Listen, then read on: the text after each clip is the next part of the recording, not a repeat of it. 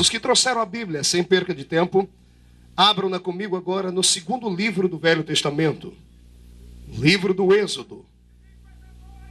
E vem mesmo. Êxodo, capítulo de número 2.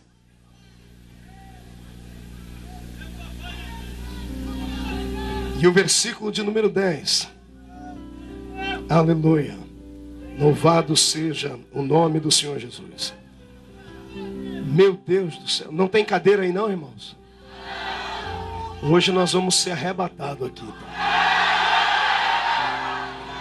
Sendo o menino já grande, ela o trouxe à filha de Faraó, do qual passou ele a ser filho. E esta lhe chamou Moisés e disse: porque das águas eu o tirei. Fecha a Bíblia, coloque em algum lugar. Pegue na mão da pessoa mais perfumada do seu lado. Pegue na mão dele e aperte com carinho até falar aleluia. Pentecostal que não faz barulho está com defeito de fabricação. Oh, glória. Feche os seus olhos e vamos orar. Pai das luzes, eu te glorifico. Eu te exalto na noite deste dia. Te glorifico porque te conheço. Te exalto porque o Senhor é o Deus de Israel e o Deus deste povo aqui. Na noite deste dia eu tenho certeza que o Senhor preparou um grande banquete. E todos nós iremos nos fartar diante da sua presença. Senhor, antes que eu comece a pregar, eu lhe faço 2 pedidos. O primeiro pedido é que ao redor deste público, ao redor desta grande igreja, num raio de 5 quilômetros quadrados, onde houver um demônio alojado, onde houver um espírito desencarnado, eu dou a esses demônios 5 segundos para desaparecerem daqui. Porque se não sumirem, serão queimados pelo poder da sua glória que vai descer sobre este lugar.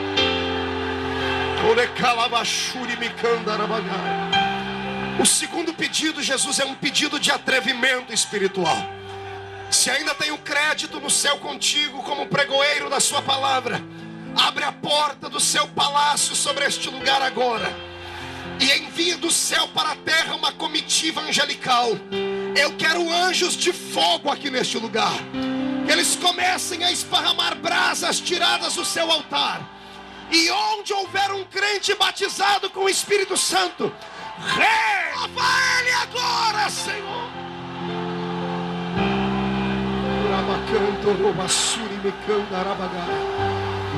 Eu te glorifico e te exalto. Fica conosco, Senhor Jesus, agora e sempre. Amém, amém e amém. Os que podem dar um glória a Deus, façam. Glória a Deus. É hoje. Senhoras e senhores, noiva do Cordeiro, eu sei que esse lugar está quente, mas vai ficar mais quente ainda. Eu quero lhe convidar agora para alguns momentos meditarmos na palavra do Senhor. E daqui a pouco, então, desapertaremos o cinto e faremos uma viagem para dentro do coração de Deus. Amém? Só para não perdermos o costume, olhe para a pessoa que está do seu lado e diga para ele: é hoje. Não, diga para ele: é hoje.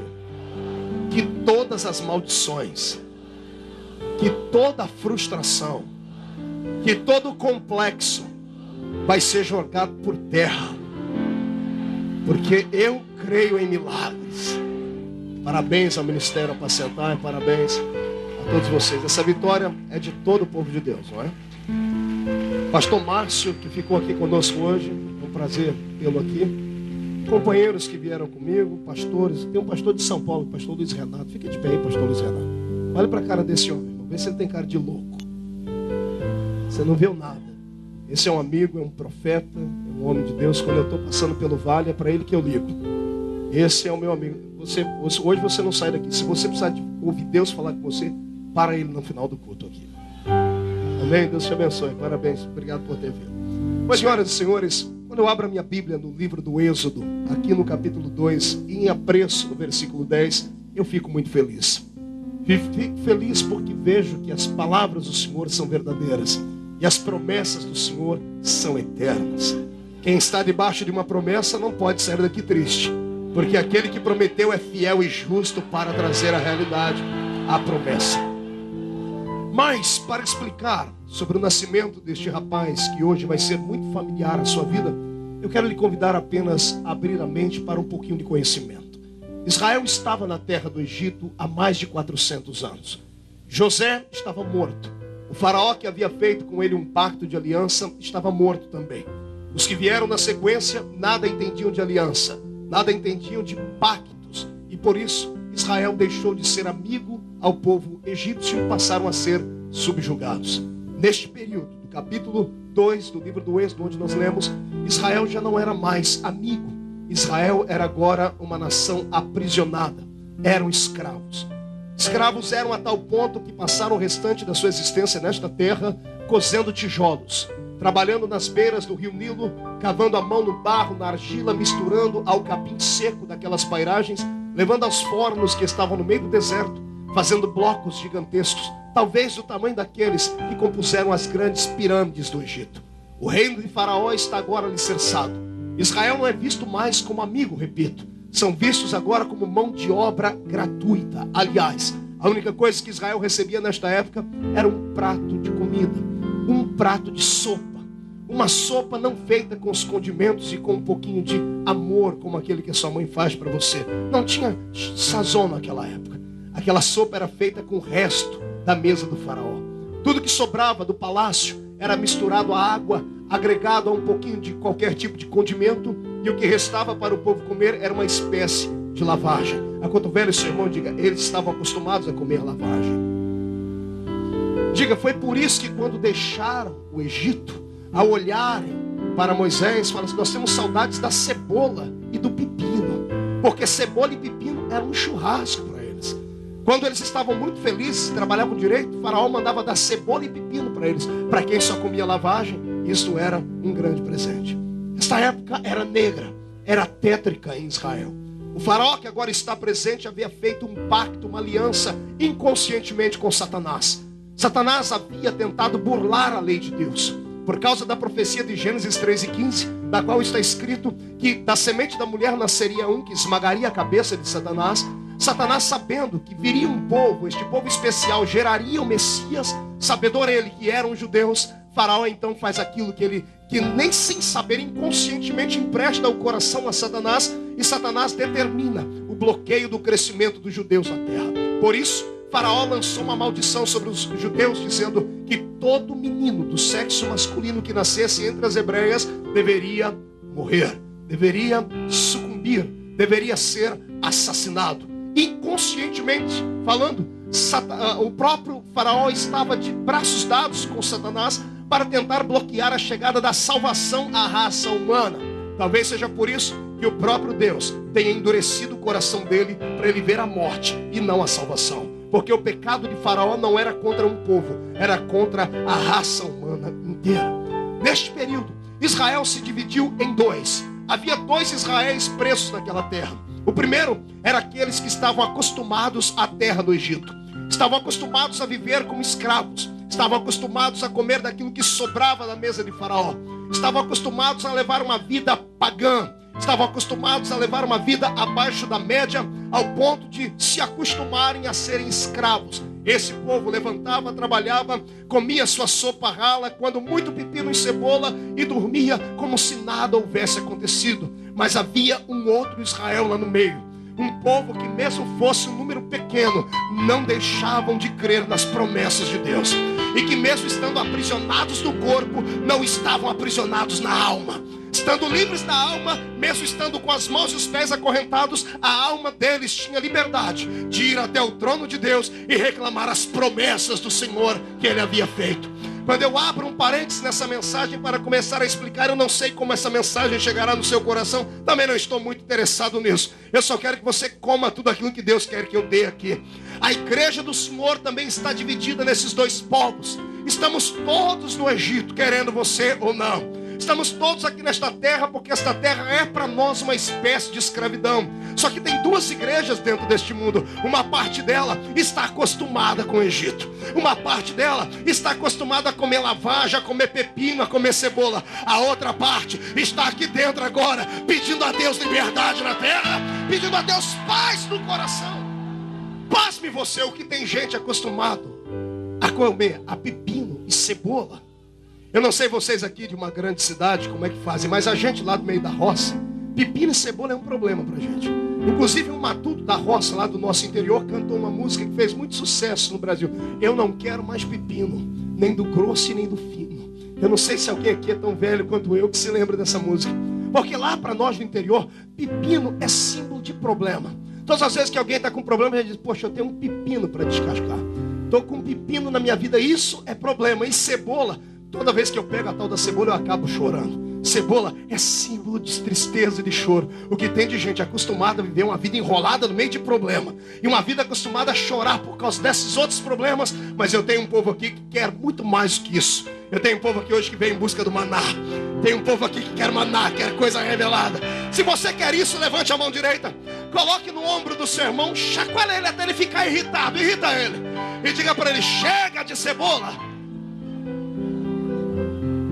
A outra metade do povo, desses que não acostumaram com este movimento de Satanás na terra, eles dobravam o joelho e oravam. E a minha Bíblia diz que o clamor do povo chegou diante do coração de Deus. E quando o louvor do povo, a adoração, o clamor deles tocam o coração de Deus, Deus faz aquilo que ele é acostumado a fazer. Deus cria uma situação de milagre. Deus pega no meio daquele povo, da metade daquele povo que acreditavam que Deus poderia inverter a situação, pega uma mulher entre eles chamada Joquebede, diga para o seu irmão, Joquebede, casada com Anrão, diga para o seu irmão, Anrão, pais de 2 filhos, Arão e Miriam. Olhe para cá, estes 4 seres serão agora encarregados de uma transferência de unção do céu para a terra. Deus está procurando entre eles alguém disposto a crer no avivamento, e esta família acreditava. A tal ponto que um belo dia, acompanhe comigo esta viagem que vou fazer. Quero que você entre comigo pelas terras do Egito. O sol já está se pondo. Os escravos estão voltando acorrentados para suas casas. Haja visto que as casas deles agora não eram de alvenarias. Eram tendas feitas com peles de animais. Eles não tinham luxo, não tinham uma vida abençoada. Eram agregados à cultura do Egito agora. Quero que você acompanhe este casal voltando para casa, Anrão e Joquebede. Não são belos, não são bonitos, não estão perfumados e não estão bem vestidos. Eram escravos. Quando atravessam a porta da sua tenda, sob uma mesa de madeira que estava sendo iluminada possivelmente por um candelabro, porque esta era a luz que eles usavam. A luz do candelabro, trepidando sobre as suas sombras, provocava uma espécie de silhueta sobre aquela tenda. Eles olham para o chão e estão os seus 2 filhos dormindo, Arão e Miriam. Quando olham para a mesa, o que havia sobrado, o pagamento do dia estava ali. 2 cuias de madeira, um copo de água, uma água suja, haja visto, água do rio Nilo, barrenta, e sobre aquelas cuias uma lavagem. Este era o presente e o pagamento do dia. A mulher e o marido estão mexendo a sopa, estão comendo. De repente a mulher, meio sem fome, eu acredito, olha para os olhos do marido e diz, filho, precisamos conversar.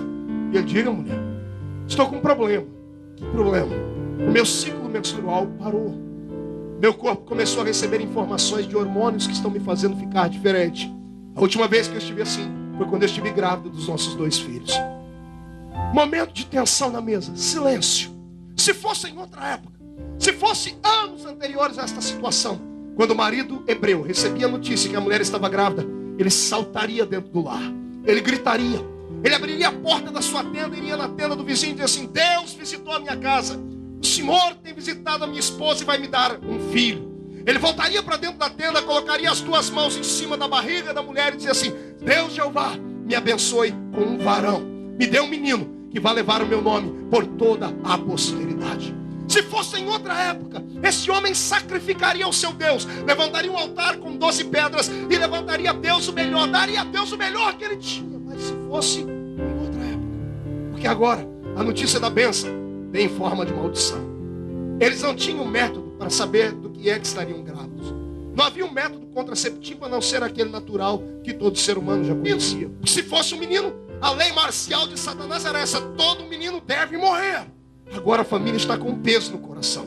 O que era para ser motivo de felicidade, alegria e bênção virou motivo de desgraça, de tensão, de sofrimento, de peso nos ombros deles. O marido não sorri, ele não canta, ele não aplaude. Ele pega nas mãos da mulher e acredita e diz assim, filha, vamos orar. Vamos orar para que que Deus faça algo melhor do que a gente tem visto aqui na terra do Egito.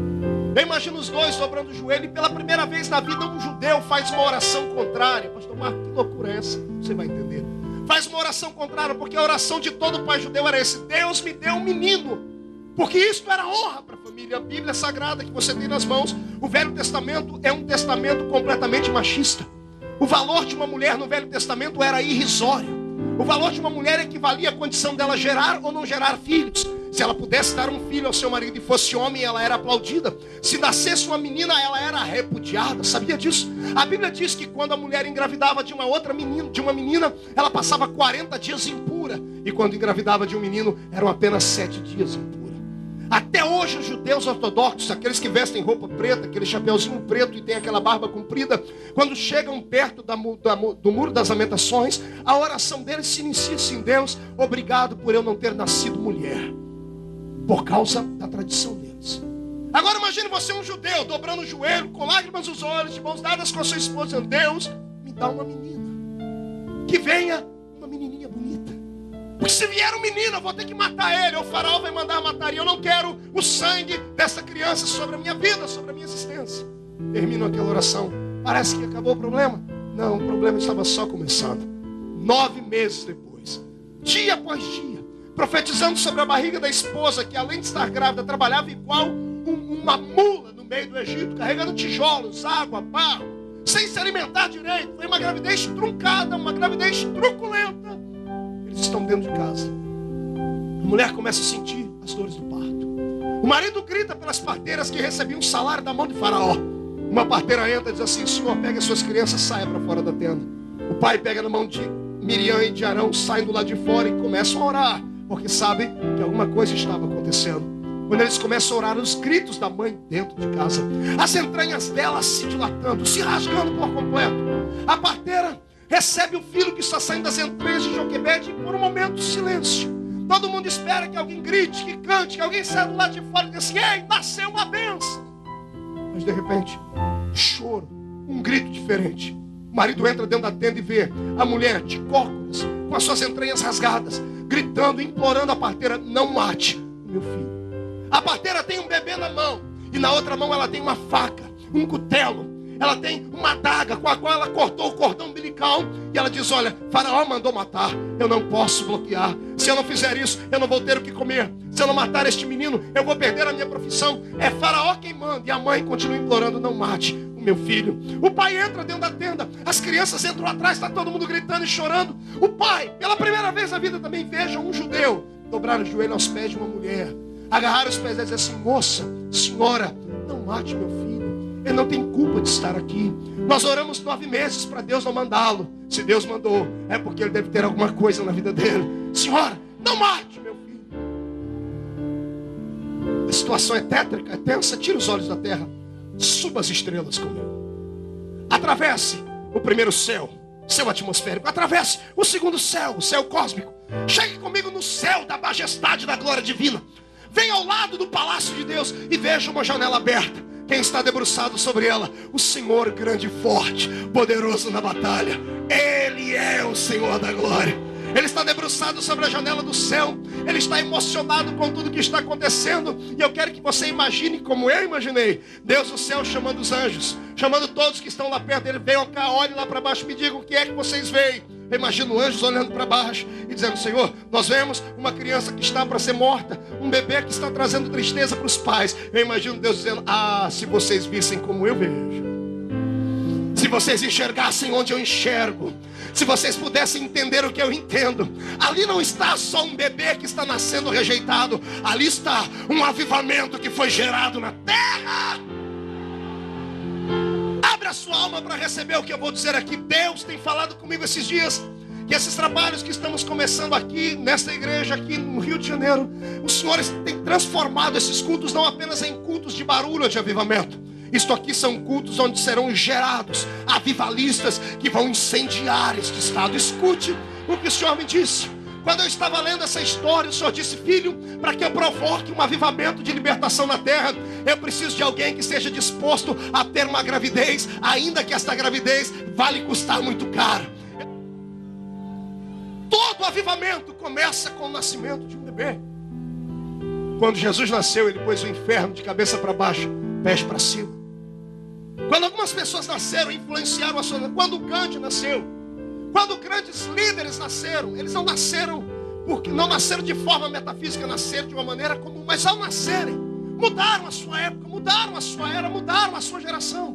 Eu quero transportar isso para o mundo espiritual, dizer que você só nasceu porque Deus queria fazer de você o maior avivamento que a sua casa, o seu bairro, a sua cidade já havia visto, já havia conquistado. Todo crente que deseja a glória, que deseja esse poder de Deus, que deseja esse avivamento, tem que estar preparado para o sofrimento. Porque não há graça em você receber algo que não lhe custe nada. Aquilo que nada custa também não vale nada. Agora, todo avivamento que vai gerar tristeza, como gerou no coração desta mulher e deste homem, isto vai transformar o mundo. Ei, escute, todo avivamento vem através de uma gestação. A igreja no Rio de Janeiro está gestante. E eu profetizo que mesmo essa gravidez sendo dolorida, mesmo sendo perseguida, mesmo sendo rejeitada, esta gravidez vai vingar, que vai sair desta terra. Quem acredita nisso, dê um grito de glória. Pois bem, a parteira ainda está com a faca na mão, também está com o bebê na outra mão. A faca vai tocar o pescoço do bebê. Alguma coisa precisa acontecer, uma surpresa precisa acontecer. E não é que Deus, o Senhor da glória, deixa eu lhe contar uma coisa pessoal. Desde criança eu acreditava muito na história do tal do Cupido. Quem já ouviu falar de Cupido? Eu achava que era só um anjinho com as costas que tinha uma flechinha do amor. Descobri depois que o Cupido é um deus da mitologia grega. E eu passei abominado. Fizeram este Cupido porque eles acreditavam que não havia um Deus de amor. Eles não conhecem Jeová. Ninguém entende mais de amor do que o meu Deus. Tanto é que Ele amou o mundo de tal maneira. Está entendendo? Você não está aqui porque você é bonitinho. Você não está aqui porque você tem um cheirinho diferente. Deus não te trouxe para cá porque você parece um manequim de vitrine de terno. Não. Você está aqui porque Deus amou. E o tal do amor é cego. O tal do amor é cego. A gente não prega isso. A raça humana não prega isso, pastor Joel. Não é assim. A gente vê essas mulheres bonitas andando com esses homens feios e vice-versa. Cada homem bonito andando com as mulheres parece uma baranga. É uma coisa esquisita. Aí você vai falar com ele: não, o amor é cego. Pois bem, você só está aqui porque Deus te amou cegamente. Deus não te amou pelo que você tem. Deus te amou pelo que você é. Você é a grande paixão de Deus nessa terra. Mão direita para cima, bate no peito, bate até fazer barulho. Olhe para a pessoa do seu lado e diz assim: você pode não acreditar. Diga, aliás, às vezes até eu tenho dificuldade de acreditar. Diga, mas Deus é apaixonado por mim. E quem ama, cuida. É por isso que você está guardado debaixo da sombra do Onipotente.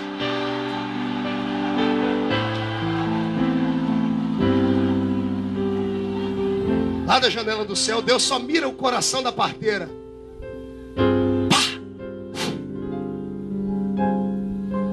A parteira que já queria matar, agora olha para o bebê, o coração dela acelera, dá um desarranjo intestinal nela. Todo mundo esperando ela dar o golpe de misericórdia, matar o bebê. E de repente, olha, eu não sei o que está acontecendo, mas de repente eu estou temendo ao Deus de vocês. A parteira não mata o menino. Ela entrega o menino na mão do pai e da mãe, está tremendo. Ela vai saindo dentro da tenda. Ela devia ter saído em silêncio, mas eu acredito que ela saiu e virou para trás. Ei, eu não matei o menino, mas era melhor ele ter nascido abortado. Porque se alguém descobrir que essa criança vive aqui dentro, vocês estão condenados à morte. Porque Faraó é impiedoso. Faraó é impiedoso. Eles continuam vivendo, eu não sei como. Não sei se eles mentiram acerca do nascimento. Não sei se eles apenas omitiram. Eu sei que eles conseguiram ficar com a criança dentro de casa sem que ninguém fosse lhes atormentar. Mas era muito difícil, porque essa criança passou por sérias situações. Vou dizer coisa agora que você nunca ouviu. Prepara para chorar. Primeiro, embora a família amasse aquela criança, porque o amor do pai e da mãe é um amor natural que sai de dentro deles, aquela família não acreditava que o bebê ia ficar vivo. Pergunte para mim, como o senhor sabe disso, pastor? revelação. Pergunte como? Você já viu uma mãe e um pai ter um bebezinho nas mãos, e o bebê fica 3 meses com eles e eles não colocar nome nele? Quem colocou o nome nele foi uma egípcia. Por que a mãe e o pai não colocaram o nome nele? Por quê? Porque nem o pai e a mãe acreditavam que ele iria sobreviver. O dia que Deus me falou isso, eu dei 3 pulos dentro do quarto. Porque Deus falou comigo: o que tem de gente na igreja, filho, que são frutos de oração, de avivamento, gente que não tem muito atrativo pessoal, mas eu trouxe para minha casa. E as pessoas têm dificuldade em dar nome para ele como de evangelista. Esse menino era um pagãozinho. Lá no interior de São Paulo dizem assim, que o menino que não é, a criança que não é batizada e não tem nome é pagão. Ele era um pagão para as pessoas da terra. O pai e a mãe estavam apenas dando sequência na vida porque acreditavam que ele ia morrer. Pergunte para mim se existia razões para eles pensarem assim. Existia. E vou lhes dar 3 razões, pelo menos, pelas quais esse bebê deveria ter morrido. Primeiro, a mãe era escrava, só comia lavagem. Uma gravidez complicada. O bebê nasceu. Que alimento essa mãe tinha para dar para o bebê? A mãe precisa ser alimentada também. Se ela não era alimentada, como é que ele ia dar leite para a criança? Eu estive na África. Eu vi mulheres grávidas darem à luz a crianças e as suas mamas secas, sem vida, porque não eram alimentadas. Se não eram alimentadas, não podiam gerar alimento. Que comida essa criança comia? Ah, pastor, ele tomava leite de vaca. Quem disse que escravo tinha esse direito? Quem disse que escravo se alimentava direito, comia bem?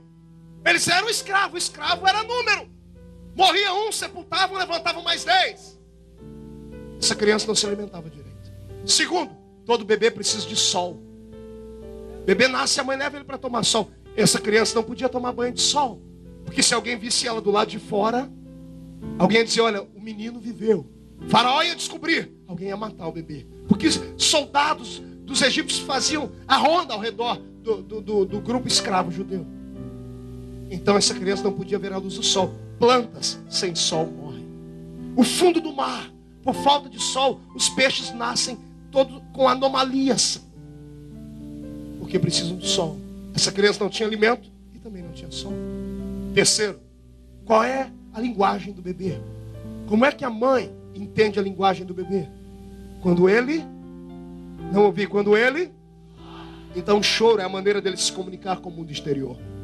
Essa criança não podia chorar, porque quando ela chorava, se alguém do lado de fora escutasse o choro do bebê, curiosidade, todas as vezes que ele ameaçava chorar, alguém vinha e tapava a boca dele. É mistério mesmo.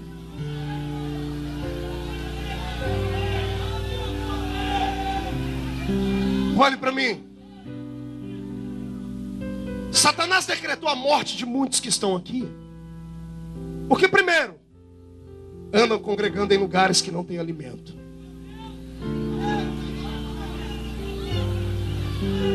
Por isso estão vindo para cá, para ser alimentados. Fazem certinho.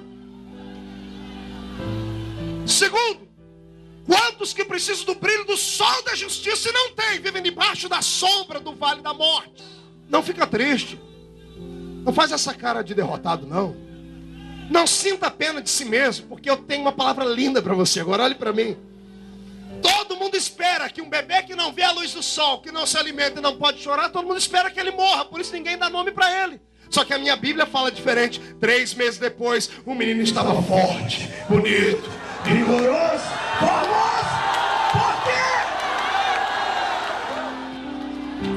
Você tem uma chamada de Deus, e eu acredito nela. Agora deixa-me lhe dar um outro conselho. Olhe para mim. Não deixe que ninguém diga a você o que fazer acerca da sua chamada. Só ouça bons conselhos. Se afaste de invejosos. Se afaste de frustrados. Não fique perto de pessoas que são inferiores a você no mundo espiritual. Está entendendo? Não caminhe com gente que só olha para baixo. Um cego não pode guiar o outro, está entendendo? Recicle as suas amizades. Recicle as palavras que você ouve. Porque a partir de hoje Deus tem um compromisso sério com você. Você é o avivamento esperado na terra. Crê nisso? Dá mais um grito de glória a Deus. Olha para cá. 3 meses depois o menino estava como? Forte como? Faz assim pro senhor. Fala, o menino estava assim, ó. Pergunte pro seu irmão, como? Diga, daqui ele já tomava um chazinho. Um chazinho da raiz de Jessé. Ouviu, entendeu? Olha para cá. Como o menino não morria? Porque ninguém pode matar um avivamento. Um belo dia, a mãe e o pai chegam no trabalho, um senta do lado do outro. Estão chorando de novo. Agora não tem 2 deitados no chão, tem 3. Arão, Miriam e o pagãozinho, sem nome. Pai e a mãe olham para ele e dizem assim, temos um problema. Diz, a nossa vida está cheia de problema. O que a gente faz com ele agora? Nasceu, ele nasceu, e agora? Nós estamos arriscando demais. Segurar um bebê aqui, recém-nascido, a gente segura. Mas como é que segura? Esse moleque está grande, está crescendo, está forte. Segurar um bebê com saúde, irmão, é difícil. Eu tenho 3 bebês em casa. A última, Camille, está com 2 aninhos. A menina que trabalha com a Camille já emagreceu uns 5 quilos. Não dá conta de correr atrás dela. O bebê tem saúde. Quem segura? Alguém que tem saúde. A mãe e o pai então chorando, diz assim, nós vamos ter que sumir com ele. Vamos ter que matá-lo. Vamos ter que dar um jeito. O arrependimento começa a nascer no coração deles. Por que a gente ficou grávido dele? Porque o peso da responsabilidade é demais, é grande. Uma vez que você desejou avivamento, por favor, não se arrependa dele. Não fique dizendo, por que eu não abortei isso antes? Não, entrou na chuva, tem que se molhar. Ah, pastor, mas é difícil, vamos me perseguir. Irmão, perseguição é bom. É o que eu digo. Minhas maiores vitórias foram nos piores momentos de luta. Quando eu subo pro meio do monte para orar de madrugada, quando eu ligo pro Renato desesperado 3 meses, eu falo, Renato, grita daí porque o negócio tá sério aqui. Aí arranco ele com aquele calção, aquela cerola dele vermelha, com um monte de bolinha assim, tem que dobrar o joelho. Sai da casinha, vai dobrar o joelho debaixo de uma laranjeira para gritar comigo. É bom, porque desperta a gente. Olhe para cá. 3 meses depois, o pai e a mãe resolvem que devem jogá-lo nas águas do rio Nilo. Está preparado para ser jogado para fora da sua casa?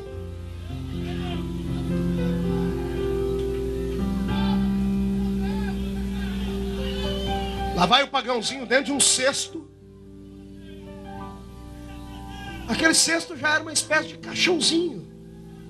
Sabia que já fizeram o seu caixão?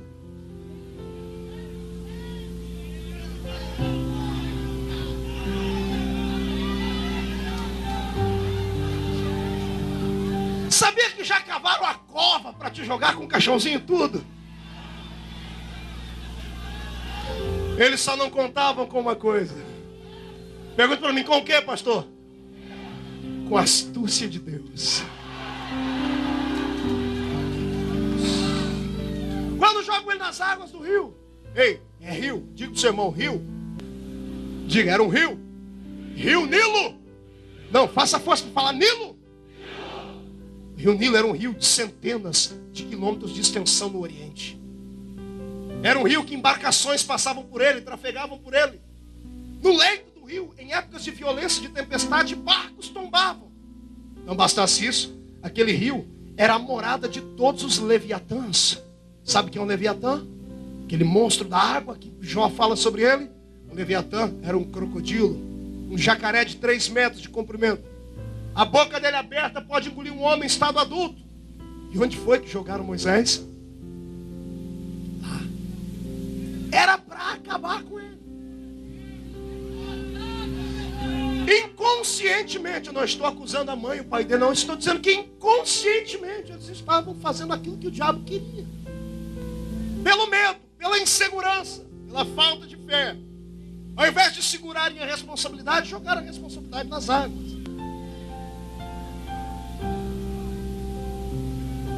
Três meses. Paula, que tamanho tem o seu hominho? Já tem 1 ano. Olha, 3 meses. Faz assim para o seu irmão. O herói de Deus tinha esse tamanho. Por que vocês aqui não fazem nada que eu peço? Ah, obrigado. Está sendo filmado. Vocês vão para a televisão. Desse tamanho. Olhe para cá. Olhe para cá. Olhe para cá. Jogaram o bebê lá dentro. Eu imagino os demônios conversando um com o outro e mandando um telefonema lá para o inferno. Como não tinha celular naquela época, eles falam através do demonecular. Um demônio vai falando com outro, porque o diabo não sabe o futuro, nem está em todo lugar ao mesmo tempo. Um demônio vai falando com outro, telefone sem fio. Chega lá no inferno, o diabo está lá, gordo, feio, careca. Não. Ele falta, eu falo essas besteiras. Que negócio. Olha para cá. Chega lá no trono do cão, a notícia, ó, tem um menino que escapou da morte. Eu imagino o diabo falando, o quê? Não é para nenhum escapar, de repente ele é o Messias, vai atrás dele. Ele manda os demônios, lá vem 2 demônios fortes, halterofilista. Mas igual o Dan DeVito, baixinho, gordinho, asqueroso. Chega eles lá, os demônios olham e falam, o quê? Qual é a nossa missão, Satanás? Fale que nós estamos aqui para dar porrada, para bater muito. Fale, qual é a nossa missão? A missão de vocês é acabar com a vida de um bebê de 3 meses. Eu imagino olhando para você, me enlouqueceu. Desse tamanhozinho, o nosso amigo, precisa de 2. Eu só dou conta, não, vai os 2. Aí vai os 2 pegar o bebê. Um olha para o outro olha para o outro e fala assim, isso é covardia, vai você, não vai você. Não, vai logo, rapaz, vamos lá. Aí vai os 2 demônios pegar o bebê. Pergunta para mim se eles conseguem tocar nele. Fale para mim. Eu imagino eles soprando o vento. O vento bate no cestinho. O cestinho nem se mexe. Jogam a água. A água passa por cima do cestinho. Olhe dentro do cestinho. Tem um herói lá de 3 meses assim, ó.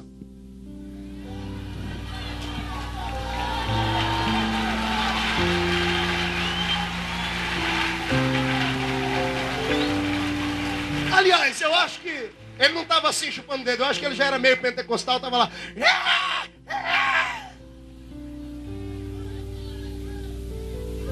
Deus está lá na janela do céu. Não vem cá, anjos, todo mundo vem cá de novo. Olha lá para baixo, o que vocês veem?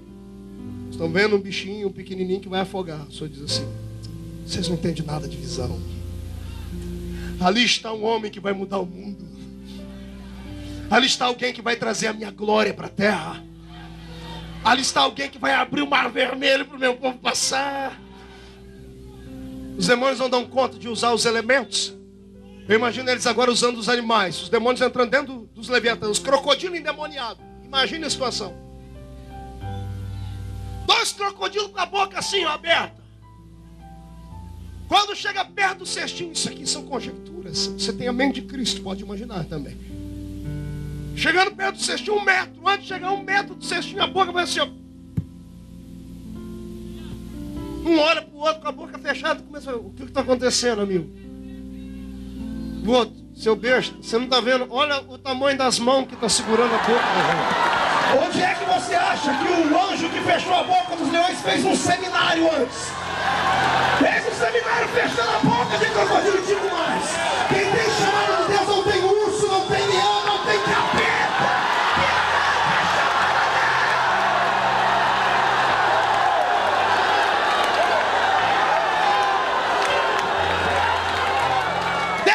Estão levantando voo, voltando para o inferno, porque não podem te parar, não podem acabar com o seu ministério, não podem.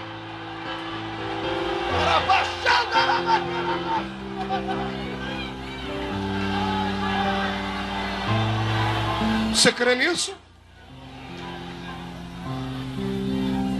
Então enche o peito diário, dá mais um grito de glória a Deus.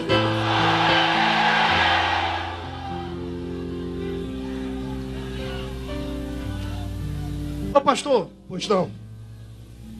Oh, mas todo chamado passa por isso. Às vezes passa por coisa pior. Quantas pessoas não mandam e-mail e perguntam: pastor, como é que faz para chegar onde o senhor chegou? Aí eu falo assim: quer chegar onde eu cheguei? Passe por onde eu passei. Sabe que eu rio bastante assim? Que às vezes eu acho que eu sou meio passado. É tanta luta, é tanto vento, é tanta tribulação que às vezes eu fico até tonto. Por outro lado, eu me sinto assim bem especial. Mas o que os demônios veem tanto em mim, querem me atormentar tanto assim? Deve ser alguém diferente. Como você. Como você. Você não é uma mera obra do acaso. Você não nasceu porque o método contraceptivo do seu pai e da sua mãe fracassaram. Você nasceu porque Deus tinha um plano na sua vida e ponto final. Quanta gente andando na igreja igual caranguejo, só de lado, não anda para frente nunca. A pessoa tem pena dela mesma. Às vezes senta na frente do espelho e fica olhando com um lenço, uma caixinha de lenço, só para chorar dela mesma. Ela olha, passa a mão no espelho, sentindo pena dela, porque nasceu. Se você soubesse que você é um campeão desde que nasceu. Se eu provar para você que você é um campeão desde que nasceu, você promete dar um glória a Deus bem alto?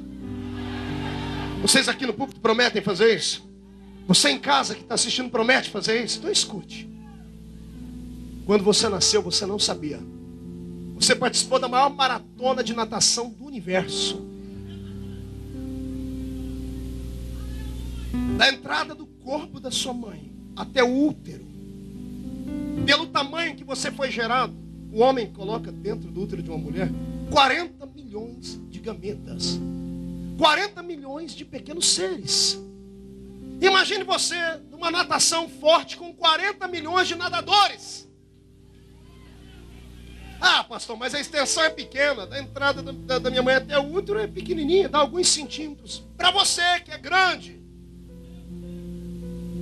Para 40 milhões de seres pequeninos é como se você saísse do Rio de Janeiro, nadasse até o Canal da Mancha, voltasse para lá de novo pelo menos 5 vezes. Você tinha tudo para parar no meio do caminho como outros pararam. Mas de 40 milhões, só você nasceu.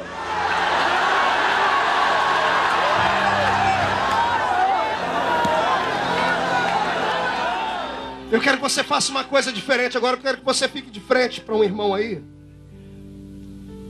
Eu quero que você diga para ele: olha, eu vou aplaudir a Deus pela sua vida. Você é um vitorioso. Aplauda a Deus para ele.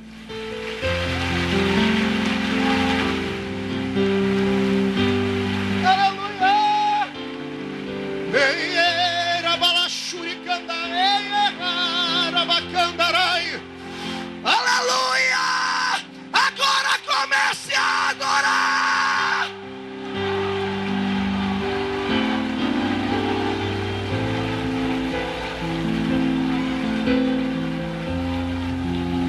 Olhe para mim. Look at me, please. Olhe para cá. Hoje, Deus vai te dar poder para arrancar da mão de Satanás algo que ele levou embora há muito tempo. A sua coroa de príncipe, a sua coroa de princesa está na mão dele. Ele escondeu. Ele vai ter que ir de ré, vai ter que ir ajoelhado, vai ter que ir rolando no inferno buscar, ajoelhar na tua frente, limpar a coroa e te entregar na mão de volta.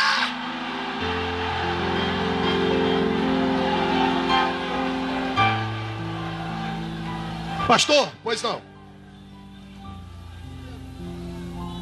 O Senhor diz isso porque o Senhor é uma pessoa vitoriosa. O Senhor descobriu o segredo do sucesso. Quer ouvir qual é o segredo do sucesso? Fracasso. O fracasso é o segredo do sucesso. Porque a pessoa que só se dá bem na vida, ela não tem objetivos. Agora a pessoa quando não tem onde cair morto, quando ela olha para o fracasso da existência dela, ela tem duas coisas a fazer. Ou ela faz aquele fracasso virar uma sombra sobre a vida dela pro resto da vida, ela vai usar esse fracasso como uma espécie de catapulta que vai jogá-la do buraco para as altas nuvens. Se você tem motivos para chorar, eu também tenho. Se você passou pelo vale, a escola que você está estudando, eu dei aula nela. Eu não gosto de falar do meu passado, mas quando o Espírito me leva, a gente precisa obedecer. Eu tive a linda oportunidade na vida de nascer numa família completamente desequilibrada, descontrolada. Eu tenho 32 anos. Há 32 anos atrás, numa cidadezinha de interior com 30 mil habitantes, que na época devia ter 18 mil habitantes, uma mãe solteira, não é como hoje que uma carioca inventou e levou para o mundo inteiro a história de gravidez independente, né? É tão lindo isso, a gravidez independente. Tucanizaram a mãe solteira. Tem que mandar isso para o Zé Simões da Folha. Gravidez independente. Há 32 anos atrás, a minha mãe foi escorraçada de casa. 32 anos atrás, ela perdeu emprego, perdeu tudo que tinha.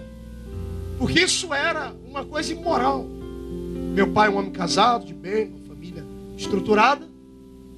E aí, do fruto do pecado dos dois, veio uma semente. Semente rejeitada. Porque ninguém que não está casado e não se programa para ter um filho quer ele de bem. Essa história de você ficar chorando, eu sou rejeitado desde o bem da minha mãe. Pare com isso.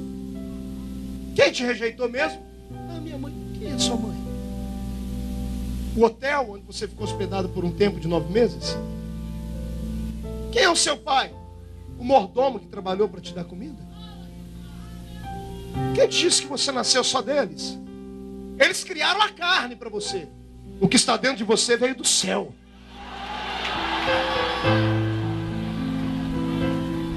Mas bem, quando eu nasci, a dona Lúcia, minha mãe, tinha 16 para 17 anos, ela tinha um pequeno probleminha. A profissão dela era macabra. Ela era fazedora de anjos. Fazedora de anjos é uma mulher que adquiriu a profissão de abortar bebês. Naquela época, moças da alta sociedade e prostitutas vinham ter com a minha mãe. Então minha mãe sabia a arte de abortar bebês. E dela, ela abortou vários. Mas quando se engravidou de mim, não conseguiu mais.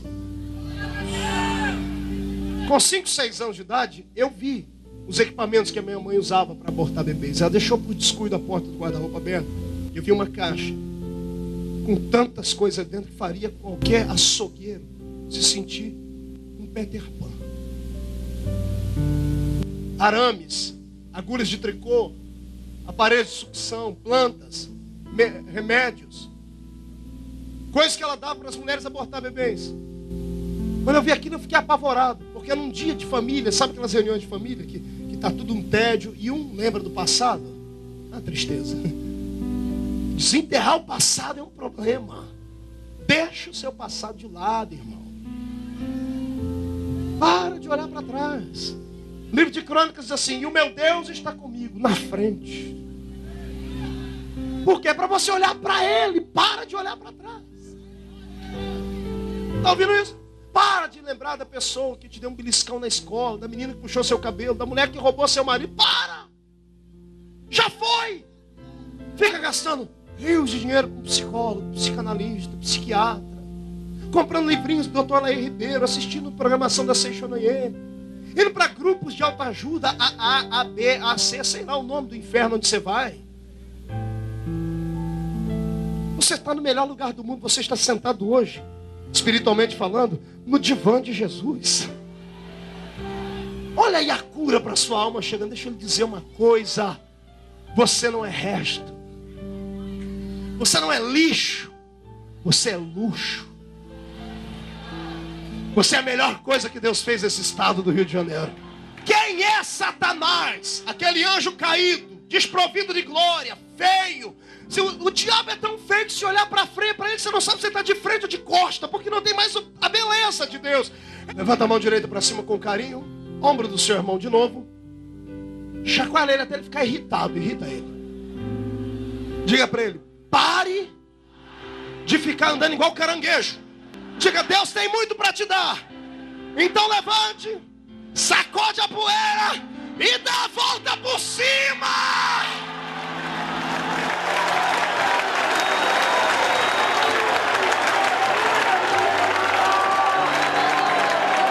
Aleluia. Olha pra cá. Numa dessas reuniões de família, uma tia minha jogou uma coisa na cara da minha mãe me contou depois. Eu muito curioso. Minha tia falou assim: que mulher é você que mata até os seus filhos? E esse aí não está morto porque ninguém sabe por quê. Eu olhei para minha mãe assustada, eu assustado. Disse: mãe, o que aconteceu? Minha mãe chorando me contou: eu tentei tirar você. Não foi uma nem duas. Fui para o hospital sangrando várias vezes. E o médico me olhava e disse assim: menina, tenha juízo. Eu falei: mas doutor, eu não posso ter esse menino. Assim: filha, mas você já tentou. Se esse não morre é porque alguém tem alguma coisa na vida dele. Chegou em casa, minhas tias tiveram que segurá-lo porque ela teve ataques, batiam na barriga e gritavam: que desgraça, por que eu não mato essa desgraça? Minhas tias falaram a mesma coisa: se esse aí não morre é porque alguém lá em cima quer alguma coisa com ele. Ninguém era crente, mas não precisa ser crente para ver um milagre estar em andamento. Você crê nisso? Eu tinha tudo para ser um sujeito desgraçado, com raiva, com ira, derrotado, para ajudar o tamanho que eu nasci. Olha o cabelo ruim. Você ri porque não é o seu, né? Para ajudar, cresci na Vila Tatu.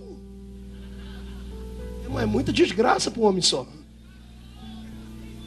E pergunte se por isso eu sou triste. Eu sou muito feliz, porque quando eu olho do meu passado, até o meu passado fica de pé para me aplaudir.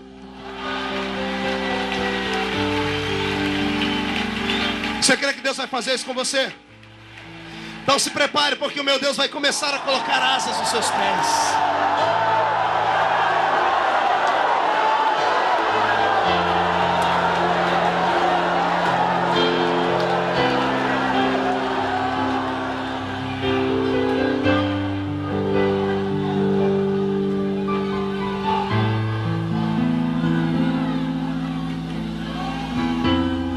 Ô pastor, pois não.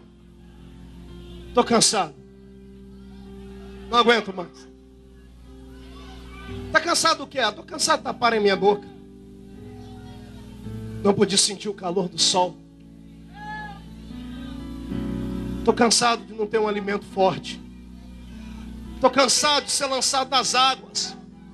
Demônio, crocodilo, todo mundo quer acabar comigo. Calma. Pergunta para mim: calma por quê? Eu não ouvi. Eu estou meio surdo. Porque antes que esse dia termine, você vai dormir num palácio. Deus já preparou alguém para te adotar. E Deus não vai te dar uma pessoa qualquer, mas Ele vai colocar princesa para te adotar. A não ser que você queira ser comum. A não ser que você queira ser mais um. A não ser que você queira ser um coitadinho. A não ser que você queira ser uma pessoa que seja o centro de todas as atenções do mundo. A não ser que você ache que o mundo inteiro gira em torno do seu umbigo. Se você quiser ser mais um, e daqui a pouco não ser lembrado por nada, somente como uma pessoa frustrada, triste, que onde chega só provoca angústia nas pessoas, que tudo que fala é só coisa negativa, será sempre um desses crentes que só dão trabalho. Agora, se você quer ser diferente, arregace as mangas da camisa, dobra a calça até o joelho, entra no rio comigo. Sanguessuga vai te pegar, vão te bater, vão te espancar, mas levanta. O unguento do Senhor está aí pronto para te curar. Entra no vale comigo. Saia de pé do outro lado, porque tem um bálsamo esperando. Lute contra o vento, lute contra as tempestades, ande na contramão da avenida. Ei, olhe para mim, já estou terminando.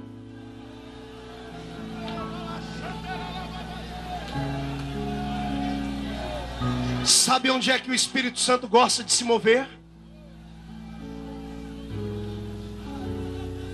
É sobre terra sem vida, sem forma e vazia.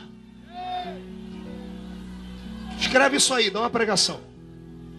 O Espírito do Senhor gosta de se movimentar em lugar seco, frio, escuro, sem forma e vazia. Pergunte para mim, por quê, pastor? Porque aí ele vai ter liberdade para fazer o que ele quiser na sua vida.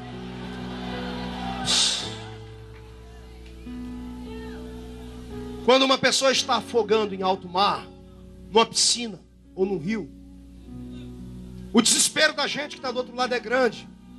E muitas pessoas não são salvas. Aliás, quase provoca uma desgraça maior. Sabe por quê? A gente vê a pessoa se afogando, a gente quer pular na hora e ajudar ela. Não pode. Se a pessoa está se afogando e você não tem experiência, deixa vencer as forças dela. Espera ela dar o golpe final, dizendo assim, não aguento mais.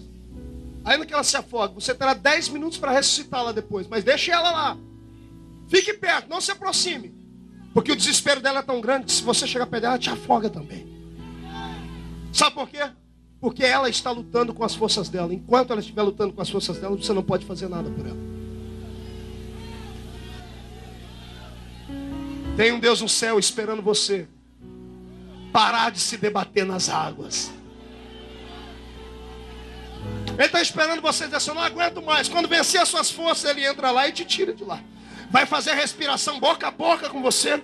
Vai soprar o hálito da vida de novo dentro de você. E ele vai te ressuscitar. E os seus sonhos vão ressuscitar junto. Então comece e volte a adorar. Vai, Moisés.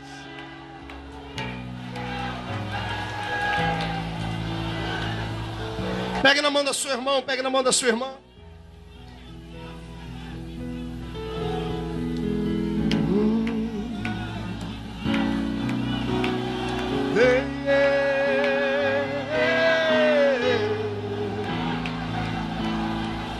Ramashurimikanderei, Torovasuribikalabana. Anderei masurita e emakiobande.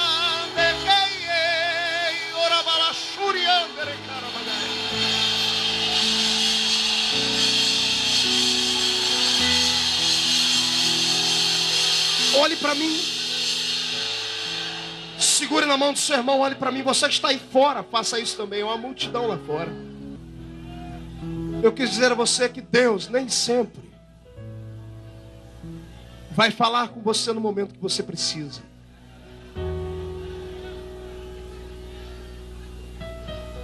Como seguidor de Deus há muito tempo, eu, pastor Marco, tenho dificuldade em saber o que é que dói mais. Se o silêncio dele, ou se quando ele chama a atenção da gente. Deus se cala quando às vezes a gente mais precisa. Eu precisaria de 4 horas para concluir essa mensagem. Sabe quantos anos Deus ficou em silêncio com esse rapaz, sem explicar nada para ele? 80 anos. Com 40 anos, ele descobriu que era um judeu enrustido de egípcio. Foi para o meio do deserto, matou um homem e sumiu. Quando ele tem 80 anos de idade, está no monte, lá na terra de Midian.